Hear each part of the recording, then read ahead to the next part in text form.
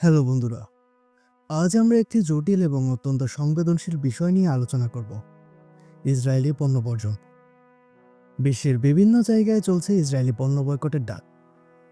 সাম্প্রতিক সময়ে KFC butter মতো শোরুমে হামলা ও ভাঙচুর হয়, যা আইনত দণ্ডনীয় অপরাধ এবং শান্তিপূর্ণ আন্দোলনের ভাবমূর্তি ক্ষুণ্ণ করে। কেন ইসরায়েলি পণ্য বয়কট করা হচ্ছে? ইসরায়েলে আসলে কোন কোন সেবা বা পণ্য তৈরি হয়? কোন কোন আন্তর্জাতিক কোম্পানি সত্যিই ইসরায়েলি? কোকাকোলা, পেপসি, কেএফসি, বাটা এরা কি সত্যিই ইসরায়েলি বা তাদের সমর্থক? বয়কটের মাধ্যমে আদৌ কি এদের অর্থনীতি দুর্বল করে আগ্রাসন ঠেকাতে সহায়ক? এবং সবচেয়ে গুরুত্বপূর্ণ, আমরা সাধারণ মানুষ হিসেবে কিভাবে কার্যকরভাবে ফিলিস্তিনকে সহায়তা করতে পারি? আজ এই সকল প্রশ্নের উত্তর এবং সমাধান নিয়ে আলোচনা করা হবে ইনফো ফ্যান্টমের এই পর্বে। ইসরায়েলি বর্বরদের গাজায় বারবার হামলা, বাড়িঘর, হাসপাতাল ও স্কুলে বোমাবর্ষণ, বেসামরিক নাগরিক ও শিশুদের হত্যাসহ মানবাধিকার লঙ্ঘনের কারণে ইসরায়েলিদের অর্থনৈতিকভাবে দুর্বল করার জন্যই মূলত বয়কটের ডাক। বহু মানুষ বয়কট ইসরায়েলি প্রোডাক্টস আন্দোলনের মাধ্যমে ইসরায়েলি কোম্পানিগুলো থেকে পণ্য না কিনে তাদের রাজস্ব কমাতে চেষ্টা করছে, যাতে তারা যুদ্ধ চালানোর জন্য পর্যাপ্ত অর্থ না পায় বা তাদের অর্থনীতি যাতে দুর্বল হয়ে পড়ে। ইসরায়েল বিভিন্ন পণ্য ও পরিষেবা রপ্তানি করে থাকে। এর কিছু প্রধান রপ্তানি হচ্ছে প্রযুক্তি। ইসরায়েল প্রযুক্তি, বিশেষ করে সফটওয়্যার, সাইবার নিরাপত্তা এবং কৃষি প্রযুক্তিতে একটি বড় অংশ তাদের দখলে। ফার্মাসিউটিক্যালস। ইসরায়েলি কোম্পানিগুলো বিভিন্ন ফার্মাসিউটিক্যালস পণ্য উৎপাদন এবং উন্নয়নে জড়িত। কৃষি পণ্য। ইসরায়েল ফল, সবজি এবং উন্নত সেচ প্রযুক্তি রপ্তানি করে। হীরা। ইসরায়েল হীরা কাটার এবং পালিশ করার একটি প্রধান কেন্দ্র এবং রাসায়নিক দ্রব্য রপ্তানিতেও অন্যতম। বিশ্বব্যাপী ইসরায়েল যেসব কোম্পানি পণ্য রপ্তানি করে বা পরিচালনা করে তার কিছু মূল উদাহরণ হচ্ছে আহাভা, ডেড সি প্রোডাক্টস স্কিন কেয়ারের, সোডা স্ট্রিম যা কার্বোনেটেড ড্রিঙ্ক মেশিন, টেভা ফার্মাসিউটিক্যালস বিশ্বের অন্যতম বড় জেনেরিক ওষুধ কোম্পানি, নেটাফিম কৃষি ও সেচ প্রযুক্তি, ইন্টেল ইসরায়েল, ইন্টেলের অনেক চিপ ও হার্ডওয়্যার ইসরায়েলে তৈরি হয়, এলবিট সিস্টেমস যা সামরিক প্রযুক্তি, ডেড সি কসমেটিক্স যা বিউটি প্রোডাক্ট, মেহাদ্রিন যা ফর্মুল ও কৃষিপণ্য, ইডেন স্প্রিংস পানি সরবরাহকারী কোম্পানি, আইডিএফ ফাউন্ডেড স্টার্টআপ যেগুলো সরাসরি ইসরায়েলি সেনাবাহিনী থেকে সমর্থন পায়। তবে ইসরায়েলের আন্তর্জাতিক বাণিজ্য কি কেবল এগুলোর মধ্যেই সীমাবদ্ধ? না, ইসরায়েল অনেক বড় পরিসরে পণ্য ও সেবা রপ্তানি করে থাকে। যেমন টেকনোলজি ও সফটওয়্যারের মধ্যে রয়েছে ওয়েজ যা গুগল অধিগ্রহণ করেছে, ফাইবার, উইক্স, ভাইবার যা প্রথমে ইসরায়েলি ছিল, পরে জাপানিজ মাল্টিন্যাশনাল কোম্পানি রাকুতেন এটি কিনে নেয়। তবে ভাইবারের গবেষণা ও উন্নয়ন কেন্দ্র ইসরায়েলে রয়ে গেছে। মোবিলাই যেটি গাড়ির সেন্সর প্রযুক্তি। মেডিকেল টেকনোলজি ও বায়োটেকের মধ্যে রয়েছে ক্যাপসুল এন্ডোস্কোপির জনক গিভেন ইমেজিং, প্যারালাইজড মানুষদের জন্য এক্সোস্কেলিটন রিওয়াক রোবোটিক্স। সাইবার সিকিউরিটির মধ্যে রয়েছে চেক পয়েন্ট, এনএসও গ্রুপ যেটি বিশ্বব্যাপী বিতর্কিত পেগাসাস স্পাইওয়্যারের জন্য। গেমস ও এন্টারটেনমেন্টের মধ্যে রয়েছে প্লেটিকা গেম কোম্পানি, যেটার গেমস বাংলাদেশ সহ বিশ্বব্যাপী খেলা হয়। চিপ ও ইলেকট্রনিক্সের মধ্যে রয়েছে মেলানক্স যা এখন এনভিডিয়া অধিগ্রহণ করেছে কিন্তু জন্ম ইসরায়েলে। ইন্টেল ও অ্যাপলের অনেক রিসার্চ এবং গবেষণাগার ইসরায়েলে। বাংলাদেশের সাধারণ মানুষ যেসব ইসরায়েলি পণ্য বা সেবা ব্যবহার করে থাকে তার মধ্যে রয়েছে ফাইবার যেটা সরাসরি ইসরায়েলি কোম্পানি এবং একটি জনপ্রিয় ফ্রিল্যান্সিং প্ল্যাটফর্ম, উইক্স একটি ওয়েবসাইট বিল্ডার যা ইসরায়েলি, প্লেটিকা একটি গেম কোম্পানি, ভাইবার মেসেজিং অ্যাপ প্রথমে ইসরায়েলি ছিল, এনিভিশন ফেস রিকগনিশন টেকনোলজি, মোবিলাই গাড়ির সেফটি সেন্সর। তবে ফাইবার, উইক্স, প্লেটিকা, ভাইবার কোম্পানিগুলোর মূল রিসার্চ সেন্টার ইসরায়েলি হলেও সবসময় তা ইসরায়েলি মালিকানার অর্থে হয় কি না তা নিয়েও প্রশ্ন থাকে, কেননা এগুলো বর্তমানে মাল্টিন্যাশনাল প্রতিষ্ঠানে রূপান্তরিত হয়েছে। বিশেষ করে ভাইবার বর্তমানে জাপানিজ প্রতিষ্ঠানের মালিকাধীন, তবে এগুলো ইসরায়েলের অর্থনীতিতে ব্যাপক ভূমিকা পালন করছে নিঃসন্দেহে। মাল্টিন্যাশনাল কোম্পানিগুলোর মধ্যে যেগুলো ইসরায়েলি না হলেও প্রত্যক্ষ অথবা পরোক্ষভাবে ইসরায়েলকে সহযোগিতার অভিযোগ রয়েছে, সেগুলোকে কয়েকটি ভাগে আলোচনা করব। অবৈধ ইসরায়েলি বসতিতে জড়িত থাকার অভিযোগ। ক্যারিফোর, রিম্যাক্স, সাইমেন্স, কোকাকোলা এই কোম্পানিগুলোর বিরুদ্ধে অবৈধ ইসরায়েলি বসতিতে জড়িত থাকার অভিযোগ রয়েছে, যা আন্তর্জাতিক আইনের অধীনে নিষিদ্ধ।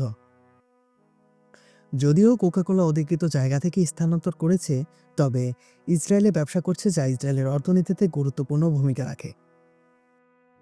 প্রযুক্তি কোম্পানির সম্পৃক্ততা। গুগল গুগল ইসরায়েলে একটি উল্লেখযোগ্য উপস্থিতি বজায় রাখে, গবেষণা ও উন্নয়নে বিনিয়োগ করে এবং ইসরায়েলি স্টার্টআপ এবং প্রযুক্তি সংস্থাগুলোর সাথে অংশীদারিত্ব করে। সাম্প্রতিক বছরগুলোতে গুগল প্রজেক্ট নিম্বাসের অধীনে ইসরায়েলি সরকার এবং সামরিক বাহিনীকে ক্লাউড কম্পিউটিং এবং কৃত্রিম বুদ্ধিমত্তা এআই পরিষেবা প্রদানের জন্য সমালোচিত হয়েছে।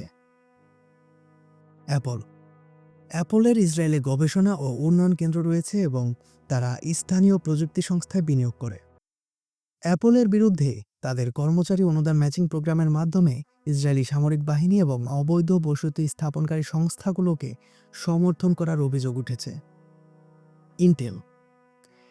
ইন্টেল ইসরায়েলে একটি বড় উৎপাদন কেন্দ্র পরিচালনা করে এবং দেশটির বৃহত্তম বেসরকারি খাতের নিয়োগকর্তাদের মধ্যে অন্যতম। ইন্টেল ইসরায়েলি অর্থনীতিতে উল্লেখযোগ্য অবদান রাখে এবং তাদের তৈরি চিপ বিশ্বের বিভিন্ন ইলেকট্রনিক ডিভাইসে ব্যবহৃত হয়। মাইক্রোসফটের ইসরায়েলে একটি শক্তিশালী উপস্থিতি রয়েছে, যেখানে তারা গবেষণা ও উন্নয়ন পরিচালনা করে এবং স্থানীয় প্রযুক্তি সংস্থায় বিনিয়োগ করে। মাইক্রোসফটও প্রজেক্ট নিম্বাসের অধীনে ইসরায়েলি সরকারকে ক্লাউড পরিষেবা প্রদানের জন্য সমালোচিত হয়েছে। এইচপি এবং টিকেএইচ সিকিউরিটির বিরুদ্ধেও পরিষেবা প্রদানের অভিযোগ রয়েছে। যদিও মাইক্রোসফট এবং গুগল দাবি করে যে তারা সামরিক আক্রমণে সরাসরি জড়িত নয়, তবে বাস্তবে তাদের প্রযুক্তি কিভাবে ব্যবহৃত হচ্ছে এবং এর প্রভাব কারোরই অজানা নয়। ইসরায়েলি সামরিক বাহিনীকে সহায়তার অভিযোগ। ডেল ও এইচআইকে ভিশনের বিরুদ্ধে সরঞ্জাম সরবরাহের অভিযোগ রয়েছে এবং এলভিট সিস্টেমস, যারা সরাসরি সামরিক প্রযুক্তি সরবরাহকারী। বার্কলেজ ব্যাংকের বিরুদ্ধে ফিলিস্তিনিদের বিরুদ্ধে ব্যবহৃত সামরিক প্রযুক্তি উৎপাদনকারী কোম্পানিগুলোকে অর্থায়ন করার অভিযোগ রয়েছে। ইসরায়েলি সামরিক প্রযুক্তি বিষয়ক সম্মেলনে পৃষ্ঠপোষকতার অভিযোগ। এর মধ্যে রয়েছে Arista Networks, BMC Software, Cisco, কোম IT technologies, energy team, Fortinet, HPE Aruba networking, মালাম team, Matrix Global, Prologic IT services, NetApp, Nokia, Nutanix, অবসওয়ার্ড, সার্ভিস নাও ও ওয়াটারফল সিকিউরিটি। অন্যান্য অভিযোগ। Burger King, Domino's pizza, Papa John's, Pizza Hut ও কেএফসির বিরুদ্ধে খাবার সরবরাহের অভিযোগ রয়েছে, তবে এটি কোম্পানির আনুষ্ঠানিক নীতি কিনা তা নিয়ে প্রশ্ন থাকে। আকসার বিরুদ্ধে ইসরায়েলি কোম্পানিতে বিনিয়োগের অভিযোগ। অনেকে কোকাকোলা, পেপসি, 7 আপ, ফান্টা, বাটা, কেএফসির মতো আন্তর্জাতিক ব্র্যান্ডকে ইসরায়েলি পণ্য ভেবে ভুল করে বসেন। এটা মনে রাখা জরুরি যে এই ব্র্যান্ডগুলো ইসরায়েলি মালিকানাধীন নয়। মাল্টিন্যাশনাল কোম্পানিগুলো আন্তর্জাতিকভাবে বিভিন্ন দেশে তাদের ব্যবসা পরিচালনা করে, যা বিশ্ব অর্থনীতিতে অবদান রাখে। মাল্টিন্যাশনাল কোম্পানিগুলো কিভাবে কাজ করে? এই কোম্পানিগুলো বিভিন্ন দেশে তাদের ব্র্যান্ড, পণ্য বা সার্ভিস চালু করতে 3টি মূল পদ্ধতি অনুসরণ করে। সেগুলো হচ্ছে লাইসেন্সিং, কোনো স্থানীয় ব্যবসা প্রতিষ্ঠানকে অনুমতি দেয় তাদের নাম, লোগো বা পণ্য ব্যবহার করার জন্য। ফ্র্যাঞ্চাইজিং, যেমন কেএফসি, বার্গার কিং, ডোমিনোস, এরা স্থানীয় পার্টনারকে নির্দিষ্ট নিয়মে ব্যবসা চালাতে দেয় এবং লাভের একটা অংশ নেয়। লোকাল পার্টনারশিপ বা জয়েন্ট ভেঞ্চার, যেখানে স্থানীয় কোনো কোম্পানির সঙ্গে মিলে একসঙ্গে ব্যবসা করে। বাংলাদেশের উদাহরণ হিসেবে বললে, বাংলাদেশে যেসব কেএফসি বা পিৎজা হাট আছে, এগুলোর মালিক বাংলাদেশি প্রতিষ্ঠান, যারা ব্র্যান্ডের লাইসেন্স কিনে ব্যবসা চালায়। তাই প্রতিটি পণ্য, কাঁচামাল, কর্মচারী, এমনকি লাভের বড় অংশই থেকে যায় বাংলাদেশে। কেবল নির্দিষ্ট একটি অংশ বিদেশি মূল কোম্পানিকে দেওয়া হয়। আবার কোকাকোলা, পেপসি, 7 আপ, ফান্টা এগুলো বাংলাদেশি স্থানীয় কোম্পানির মাধ্যমে উৎপাদিত ও বাজারজাত হয়। কেএফসি বাংলাদেশে এটি ট্রান্সকম ফুডস নামে একটি বাংলাদেশি কোম্পানি চালায়। যদিও বাটা একটি গ্লোবাল ব্র্যান্ড, তবে বাংলাদেশে দীর্ঘদিন ধরে নিজস্ব উৎপাদন ও বিপণন প্রতিষ্ঠান হিসেবে কার্যক্রম চালিয়ে আসছে এবং স্থানীয় কর্মসংস্থানের বড় উৎস। সাম্প্রতিক সময়ে বাংলাদেশের কেএফসি, বাটার মতো ব্র্যান্ডের কিছু আউটলেটে ব্যাপক ভাঙচুর এবং আক্রমণের শিকার হয়েছে। মাল্টিন্যাশনাল কোম্পানিগুলোর সাথে দেশীয় অর্থনীতি জড়িত, যেখানে কর্মসংস্থানের সুযোগ হয় লাখ লাখ মানুষের। এতে শক্তিশালী হয় অর্থনীতি এবং এই ধরনের কর্মকাণ্ডে অনেক বিদেশি বিনিয়োগকারী বিনিয়োগে নিরুৎসাহিত হতে পারে, যা দেশীয় অর্থনীতির ক্ষতির কারণ হতে পারে। যেহেতু মাল্টিন্যাশনাল কোম্পানিগুলো সাধারণত বিভিন্ন দেশে স্থানীয় অংশীদার বা ফ্র্যাঞ্চাইজি পদ্ধতিতে ব্যবসা পরিচালনা করে, তাই যখন এমন কোনো কোম্পানিকে বয়কট করা হয়, তখন সেই কোম্পানির বৈশ্বিক লাভের উপর যতটা না প্রভাব পড়ে, তার চেয়ে বেশি নেতিবাচক প্রভাব পড়ে স্থানীয় পর্যায়ে চাকরি, ব্যবসা ও বিনিয়োগে। বিশেষ করে উন্নয়নশীল দেশে যেখানে কর্মসংস্থানের সুযোগ সীমিত, সেখানে এই ধরনের বয়কট স্থানীয় মানুষের জীবিকা এবং দেশীয় অর্থনীতিকে ক্ষতিগ্রস্ত করতে পারে।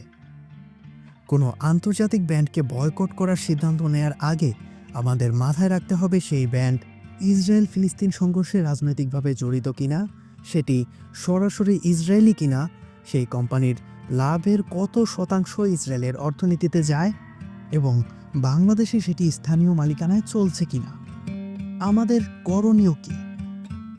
যেসব প্রতিষ্ঠান বা কোম্পানি ইসরায়েলের সমর্থক বা সরাসরি ইসরায়েলি বর্বরদের সহায়তাকারী, তাদের বয়কটের মাধ্যমে অর্থনীতি কিছুটা হলেও দুর্বল করার চেষ্টা করা যেতে পারে।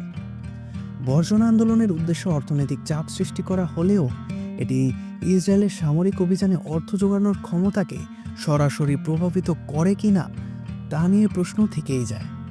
কেননা একটি দেশের অর্থনীতিতে এর সামগ্রিক প্রভাব নির্ভর করে এর ব্যাপ্তি, সময়কাল এবং সরকারি নীতির ওপর।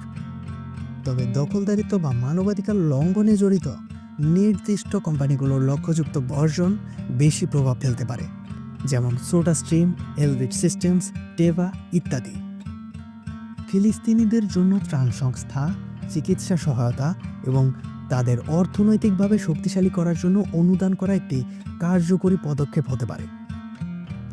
শান্তিপূর্ণ আন্দোলন বা প্রতিবাদ বিক্ষোভের মধ্য দিয়ে আন্তর্জাতিক চাপ সৃষ্টি করা যেতে পারে। সবশেষে আন্তর্জাতিক চাপ ও কূটনৈতিক পদক্ষেপই পারে এই আগ্রাসনের ইতি টানতে। তাই বিশ্বের সব নেতাদের উচিত এই সংকট মোকাবেলায় কার্যকরী পদক্ষেপ নেওয়া। ইনফো ফ্যান্টমের সাথে এই যাত্রায় আমাদের সাথে যোগ দেওয়ার জন্য আপনাকে অসংখ্য ধন্যবাদ। এরকম আরও নতুন নতুন ভিডিও পেতে আমাদের চ্যানেলটিকে সাবস্ক্রাইব করে রাখুন।